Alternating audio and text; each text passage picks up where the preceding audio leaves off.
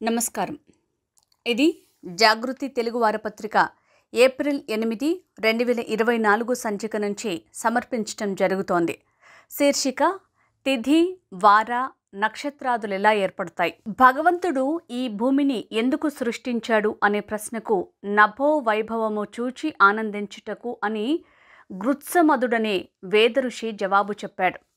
మానవ ప్రయత్నం అవసరం లేకుండా భూమికి వెలుగు ఇవ్వటానికి 2 వెలుగులను సృష్టికర్త అనుగ్రహించాడు. అందులో ఒకటి పెద్దది, చాలా పెద్దది, పగలు మాత్రమే కనబడుతుంది. దానినే సూర్యుడని, పొద్దని చెప్పుకుంటూ ఉంటాం. అది భూగోళం కంటే 18 లక్షల రెట్లు గొప్ప పరిమాణం కలది. రెండవది చంద్రుడు. చంద్రగోళం చాలా చిన్నది, రాత్రి మాత్రమే ప్రకాశిస్తూ ఉంటుంది. 49 చంద్రగోళాలు చేరితే ఒక భూమి అవుతుంది. చంద్రుడు తిరుగుటెద్దులాగా భూమి చుట్టూ ప్రదక్షిణం చేస్తూ ఉంటాడు. ఒక మాటు తిరిగి వచ్చేసరికి 29 రోజులు 12 గంటల చిల్లర కాలం అవుతుంది. తెలుగు భాషలో నెల అంటే చంద్రుడనే అర్థం. తెలుగునాటి పాఠక జనం చంద్రోదయమైనప్పుడు వేలు పెట్టి చంద్రుని చూపి అదిగో నెల పొడిచింది అంటారు. చంద్రుడు భూమిని చుట్టి వచ్చే కాలానికి కూడా నెల అని పేరుంది. స్థూల దృష్టి భ్రమచేత సూర్యుడు ఉదయిస్తున్నాడు, అస్తమిస్తున్నాడు. మధ్యాహ్నమైంది అని లోకులు అనుకుంటూ ఉంటారే కానీ నిజం తెలుసుకుంటే సూర్యుడికి ఉదయము, అస్తమానము ఇవేవీ లేవని వేదం చెప్తోంది. సవా ఏషనక దాదన నస్తమేతి నోదేతి అనే ప్రమాణంపై సత్యాన్ని వెల్లడిస్తుంది. భూమి సూర్యుని చుట్టూ గానుగెద్దులాగా తిరిగొస్తుంది. ఒకసారి తిరిగి వచ్చేసరికి 365 రోజుల పైన సుమారు 6 గంటలవుతుంది. 12 చాంద్రమాసాలు పూర్తి కావటానికి 854 రోజుల పైన 8 గంటల చిల్లర అవుతుంది. చంద్రమాన, సౌరమాన సంవత్సరాలకు మధ్య తేడా 10 రోజుల దాకా ఉంది. ఇది సరిచేసుకోవడానికే 3 ఏళ్ల లోపున ఒక అధిక మాసం కావాల్సి వస్తుంది. 5 ఏళ్లలో 2 అధిక మాసాలు ప్రాప్తిస్తాయి. భూమి సూర్యుని చుట్టూ ప్రదక్షిణం చేసి రావటానికి పట్టే కాలం 1 సంవత్సరం. చిల్లర్లు తర్వాత సరిపుచ్చుకుని సంస్కరించుకోవచ్చు. కానీ లోక వ్యవహారంలో 30 రోజులు నెల, 12 నెలలు లేక 365 రోజులు 1 సంవత్సరం అని వేదఋషి దీర్ఘతముడు నిర్ణయించాడు. 2000 సంవత్సరాల క్రిందట జూలియస్ సీజర్ సంస్కరించే వరకు ప్రపంచమంతటా ఈ ఏర్పాటు అమలు జరిగింది. దీని గురించి ప్రస్తావించుకుందాం. వారాలు 7 రోజులు 1 వారం. 7 సంఖ్య ఎందుకొచ్చింది? విశ్వపతికి 7 కుమారులు, వీళ్లే గ్రహాలు. భూమికి మిక్కిలి సమీపంలో ఉన్నారని చెప్పుకోవలసిన ఖగోళ సంచారులు వీరే. కాగా ఇరుగు పొరుగు అని అనుకోవలసిన వీరే భూమికి సగటున 2,40,000 మైళ్ళ దూరంలో ఉంటారు. భూమి చుట్టూ ప్రదక్షిణం చేసే చంద్రుడు ఇందులో మొదటివాడు. తర్వాత సూర్యుడికి అతి సమీపస్థుడు, సూర్యుని చుట్టూ ప్రదక్షిణం చేసేవాడు బుధుడు, తర్వాత శుక్రుడు, ఆ తర్వాత భూమికి అవతల అంగారకుడు అనే కుజుడు, కుజునికి ఆవల బృహస్పతి అనే గురుడు, గురుడికి ఆవల శని. భూమి సూర్యుల మధ్య లెక్కల్లో ఎవరు స్థిరంగా ఉన్నారనుకున్నా రెండో వారు పరిభ్రమిస్తున్నారని భావిస్తే ఆ రెండింటికి సంబంధించినంత మటుకు జ్యోతిర్గణికపు లెక్కల్లో తేడా రాదు. కాబట్టి స్థూల దృష్ట్యా సులభ గ్రహణార్థం భూస్థానంలో సూర్యుని నిలిపి వారాలు ఎలా ఏర్పడ్డాయో కారణం, సూత్రం తెలుసుకుని నిర్వచించుకుందాం. బైబిల్లో కానీ, ఖురాన్లో కానీ, ప్రపంచంలో మరే ఇతర దేశ గ్రంథాల్లో కానీ, మత, జాతి, సారస్వతాలలో కానీ ఎక్కడా ఈ వారాల మూల ప్రశంస కనబడదు. చిత్రం ఏంటంటే అన్ని దేశాల ప్రజలు, అన్ని మతాల వారు అందరూ కూడా ఒక్కటే వరుస క్రమం నిరంతరంగా అవిచ్ఛిన్నంగా నేటికి అవలంబిస్తున్నారు. తూర్పు దేశాలు, పడమటి దేశాలు, ఉత్తర దక్షిణ ధ్రువ ప్రాంతాలు అని విచక్షణ చేయకుండా ప్రపంచమంతటా ఒకే ఒక సూత్రం నిరభ్యంతరంగా అమలు జరుగుతోంది. ఈ సూత్రకారుడు దీర్ఘతముడనే నామాంతరం గల మహర్షి మామతేయుడు ఋగ్వేదం ప్రథమ మండలంలోని 164వ సూక్తపు తొలి మంత్రమిదే. ఈ గ్రహాలను సూర్యుని నుంచి గల దూరాన్ని బట్టి చక్రాకారంలో ఈ వరుసన నిలబెట్టి చూడాలి. వారానికి 1 రోజు చొప్పున 7 రోజులు. 7 గ్రహాల మధ్యను పంచవచ్చు. అయితే ఏ గ్రహం తర్వాత ఏ గ్రహం దినము రావాలి అనేది చిక్కు ప్రశ్న. రోజుకు 60 గడియలు. సూర్యోదయం నుంచి దినం ప్రారంభం. ప్రారంభ గడియ ఏదో ఒక గ్రహానికి ఇచ్చి చూద్దాం. ఉదాహరణకు బుధుడు. మొదటి గడియ బుధునిది అయితే దినములలో 1, 8, 15, 22, 29, 36, 48, 50, 57 గడియలు బుధుడి గడియలు అవుతాయి. 58 శుక్రునిది, 59 సూర్యునిది, 60వ గడియ కుజునిది. 61 అనగా మరునాడు మొదటి గడియ బృహస్పతిది అవుతుంది.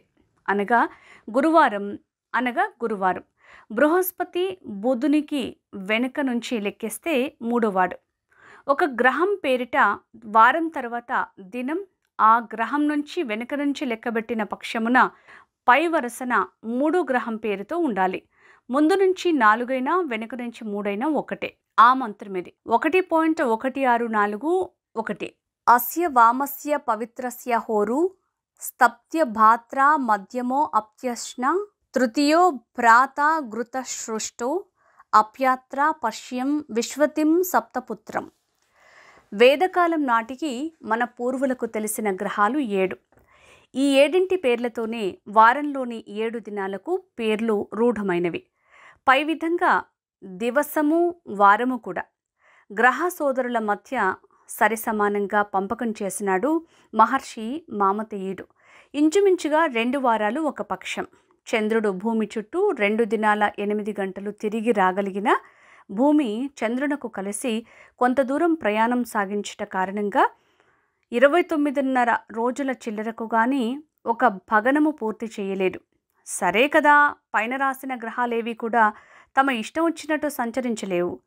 ఖగోళం వాటి కోసం ప్రత్యేకంగా ఒక రస్తా, ఒకానొక పంథా స్థిరంగా ఉంది. ఆ పంథాకు అటు ఇటు రైలు స్టేషన్ల వంటివి 27 చుక్కల గుంపులు ఉన్నాయి. అవి అశ్విని, భరణి, కృత్తిక, రోహిణి, పూర్వభాద్ర, ఉత్తరభాద్ర, రేవతి అనే యోగ తారలు. చంద్రుడు ఒక్కొక్క రోజు రాత్రి ఒక్కొక్క చుక్క పక్కనే కనబడతాడు. చంద్రునితో కలిసి ఉండే యోగతారను బట్టి దిన నక్షత్రం ఏర్పడుతుంది. ఇవాళ మృగశిర నక్షత్రం అంటే ఈ రాత్రి చంద్రుడు మృగశిరతో మింట కానవస్తాడు అని అర్థం. నెల పున్నమి నాడు చంద్రుడు ఏ నక్షత్రంతో కూడి ఉంటే ఆ నక్షత్రాన్ని బట్టి ఆ నెలకు పేరొస్తుంది. చూడండి, చిత్ర ప్లస్ పున్నమి చైత్రం, విశాఖ ప్లస్ పున్నమి వైశాఖం, జ్యేష్ఠ్య ప్లస్ పున్నమి జ్యేష్ఠ్యం, ఆషాఢ ప్లస్ పున్నమ ఆషాఢం, శ్రవణం ప్లస్ పున్నమ శ్రావణం, భాద్రపద ప్లస్ పున్నమ భాద్రపదం, అశ్విని ప్లస్ పున్నమ ఆశ్వయుజం, కృత్తిక ప్లస్ పున్నమ కార్తీకం, మృగశిర ప్లస్ పున్నమ మృగశిరం, మాఘ ప్లస్ పున్నమ మాఘము, ఫాల్గుని ప్లస్ పున్నమ ఫాల్గుణం. చక్ర లక్షణాలు, తిథులు. The circle, the geometrical properties of the circle. భారతీయులు వట్టి పశుప్రాయులన్నీ పైథాగరస్ అనే గ్రీకు జనుడు చెప్పబట్టి చతురస్ర, దీర్ఘచతురస్ర, కర్ణ మొదలగు వాటి రేఖాగణిత లక్షణాలన్నీ పైథాగరస్ చెప్పబట్టే భారతీయులు నేర్చుకున్నారని, చక్ర లక్షణాలన్నీ యూలిడ్ చెప్పబట్టే మన పూర్వులు తెలుసుకున్నారనే మొదలైన పచ్చి అబద్ధాలు ఎన్నో దేశంలో వ్యాపించి ఉన్నాయి. ఈ అబద్ధాలు నిజమనుకుని గ్రీషం వంటి పాశ్చాత్య మాసపుత్రులు మనవాళ్లు వట్టి వెధవాయిలోయ్ అని పడమటి అబద్ధ ప్రచారకుల వెనుక డోళ్లు తప్పెట్లు వాయిస్తున్నారు. దీర్ఘతమ మహర్షి చేసిన సిద్ధాంతాలే నేటికి వ్యాప్తిలో ఉన్నాయి. సంవత్సరానికి 360 దినములు. జ్యోతిర్గణిత రేఖాగణితంలో చక్రం అంటే 360 డిగ్రీలు. రోజుకు 1 డిగ్రీ, 360 రోజులకు 360 డిగ్రీలు. ఇదే రేఖాగణిత చక్రం కూడా. చూడండి, ఈ కింద ఇచ్చిన మంత్ర విశిష్టత. ద్వాదశ ప్రధయ చక్రమేకం త్రీణి నాభ్యానిక ఉతచ్చికేత తస్మిన్ పాకం త్రిశతాన సంకవోర్పిత షష్టిర్న చలాచలా సహా సంవత్సరాత్మికమైన చక్రం ఒకటే.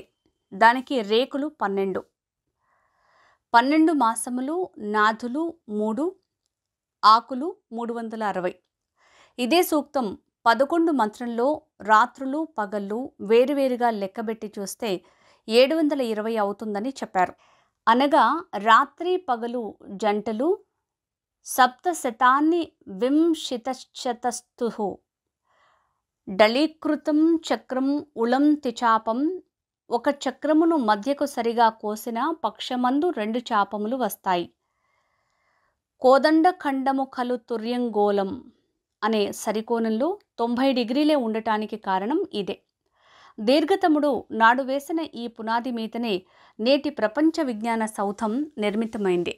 వేసవిలో పగలు హెచ్చు, శీతాకాలంలో రాత్రి అతి దీర్ఘము, వసంత ఋతువులో ఒకనాడు రాత్రి పగలు సరిసమానంగా ఉంటవి. దానికే వసంత విషునత్ అంటారు. తర్వాత 6 నెలలకు శరదృతువులో మరొక విషునత్తు వస్తుంది. సంవత్సరం వసంత విషునత్తు పుణ్యకాలంతో ఆరంభం కావాలని వేద ఋషుల నిర్ణయం. సంవత్సరానికి యజ్ఞమని, ప్రజాపతి అని కూడా పేర్లున్నాయి. యజ్ఞం కూడా సంవత్సరంలో వసంత విషవత్తుతో ప్రారంభమవుతుంది. యజ్ఞ మధ్యమంలో శరత్కాల విషవత్తు సంభవిస్తుంది. తిరిగి వసంత విషువత్ రాగానే పాత యజ్ఞం పూర్తవుతుంది. కొత్త యజ్ఞం ప్రారంభమవుతుంది. రోమనుల సంవత్సరం కూడా భారతీయుల వత్సరంలాగే వసంత విషువత్తుతో మార్చి నెలలో ప్రారంభమయ్యేది. రోమనుల నెలలు కొన్నింటికి వారి దేవతల పేర్లు, చక్రవర్తుల పేర్లు పెట్టుకున్న వసంత విషువత్ అంటే మార్చి నెల నుంచి లెక్కబెట్టుకుంటే 7వ నెల సప్తమం, సెప్టెంబర్ 8వ నెల అష్టమం, అక్టోబర్ 9 నవమం, నవంబర్ 10 దశమం, డిసెంబర్ అనే పేర్లతోనే నేటికి వ్యాప్తిలో ఉంటూ అవి భారత ఖండమునందే జన్మించినట్లు ప్రకటిస్తున్నాయి. మనిషి కళ్ళు చీకటిలో వెలుగు కోసం తపిస్తున్నట్లు భారతీయ యజ్ఞకర్మ సూర్యుని కోసమే వెతుక్కుంటూ స్థూల దృష్ట్యా సూర్య గమనాన్ని అనుసరిస్తుంది. చూడండి, బుధుడు V1 11:5 ఆశ్రయే యజ్ఞే సూర్యే నచక్షుః. సూర్యుని చుట్టూ తిరిగి వచ్చే గ్రహాలు 7, యజ్ఞంలో హోతలు 7. ఒక్కొక్క హోత ఒక్కొక్క గ్రహగతిని పరీక్షిస్తూ ఆ గ్రహగతిని బట్టి యజ్ఞం నడిపిస్తాడు. 6 ఋతువులకు 6 ఋత్విజులుంటారు.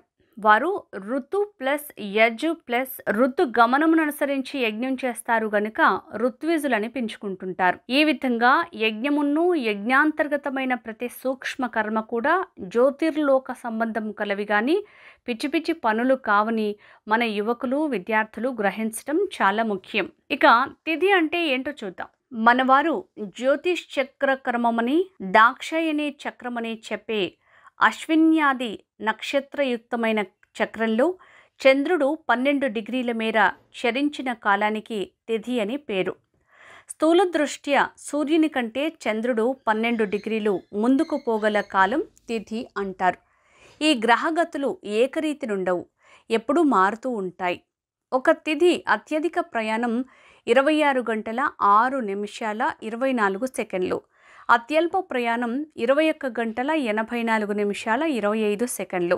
అలాగే నక్షత్ర కాలపరిమితి కూడా మారుతూనే ఉంటుంది. అత్యధిక నక్షత్ర ప్రమాణ కాలం 26 గంటల 32 నిమిషాల 24 సెకండ్లు, అత్యల్పం 22 గంటల 22 నిమిషాల 24 సెకండ్లు. ఇక వర్జ్యం అంటే చంద్రుడు ఆనాటి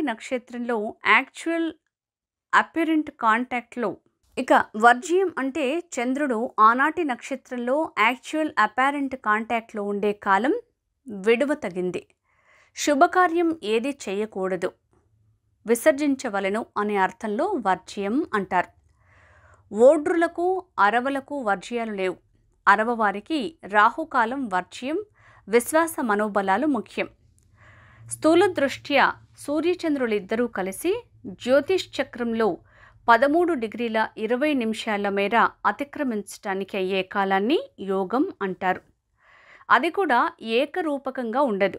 అత్యధిక యోగకాలం 24 గంటల 36 నిమిషాల 24 సెకండ్లు, అత్యల్ప యోగకాలం 20 గంటల 52 నిమిషాల 8 సెకండ్లు.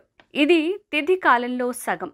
సూర్యచంద్ర గోళాల ధ్రువాల మీదుగా పోవు లాంగిట్యూడ్స్ ధ్రువరేఖల మధ్య దూరం 6 డిగ్రీల మేరకు వృద్ధి కావటానికి పట్టే కాలాన్ని కరణం అంటారు. పడమటి దేశాల వారికి స్వతంత్ర జ్యోతిష్ శాస్త్రం ప్రాచీనంలో లేదు. సంస్కృతంలో మాసం అంటే నెల, కొలమానం తెలుసుకోవటానికి చంద్రుడు మిక్కిలి ఉపయోగపడే సాధనం. నెలమాన నిర్ణయానికి సాధనభూతుడు గనుక సంస్కృతమాన శబ్దం నుంచి పడమటి వారి మూన్ శబ్దం పుట్టింది. చంద్రుడు భూమిని చుట్టి వచ్చే కాలం మూన్త్. ఈ పదంలో నుంచి క్రమంగా ఒక ఓ అనే అక్షరాన్ని జారవిడిచి నెలను నేటి పడమటి వారు మంత్ అంటున్నారు.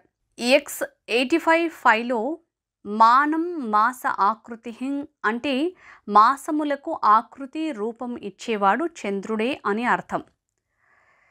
జ్యోతిష్ చక్రమునందున్న 27 నక్షత్రములు 12 రాసుల కింద విభజించి అవి సూచించే రూపము ఆకారము వీటిని అనుసరించి మేషం, వృషభం, మిథునం, కర్కాటకం, సింహం, కన్య, తుల, వృశ్చికం, ధనుస్సు, అజం, కుంభం, మీనం అని వేద ఋషులే పేర్లు పెట్టారు.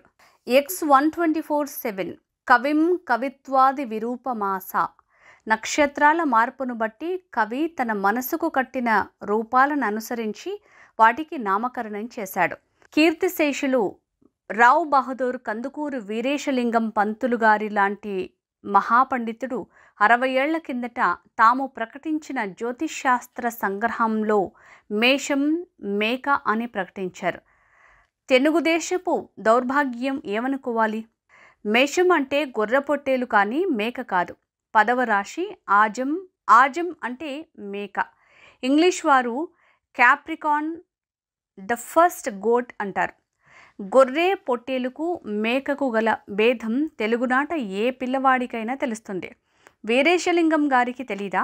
వేదం పుస్తకం దూరం నుంచైనా చూసి ఎరుగని వీరేశలింగం గారు వేదాన్ని చెడామడా తిట్టిపోశారు. వారు రచించిన రాజశేఖర చరిత్రలో శుభముహూర్తం చూసుకుని బయలుదేరిన రాజశేఖరుడు గారి కుటుంబాన్ని దారిలో దొంగలు దోచుకున్నారని హేళనగా రాశారు. వారిని విమర్శిస్తూ బ్రహ్మశ్రీ కాశీభట్ల బ్రహ్మయ్య శాస్త్రి గారు కథలో తెలుపబడ్డ ప్రయాణ ముహూర్తం చోరపంచక దోష దూషితం కావటం చేత దొంగలు దోచుకున్నారు, తప్పే ఉంది అని పృష్ఠ చేశారు. వెక్కిరించబోయి వీరేశలింగం గారు వెల్లకిల్లపడ్డారని ఆక్షేపించి రాశారు. ఇది జాగృతి తెలుగు వారపత్రిక ఏప్రిల్ 8, 2024 సంచిక నుంచి సమర్పించటం జరిగింది. శీర్షిక తిథి వార నక్షత్రాదులు ఎలా ఏర్పడతాయి. నమస్కారం.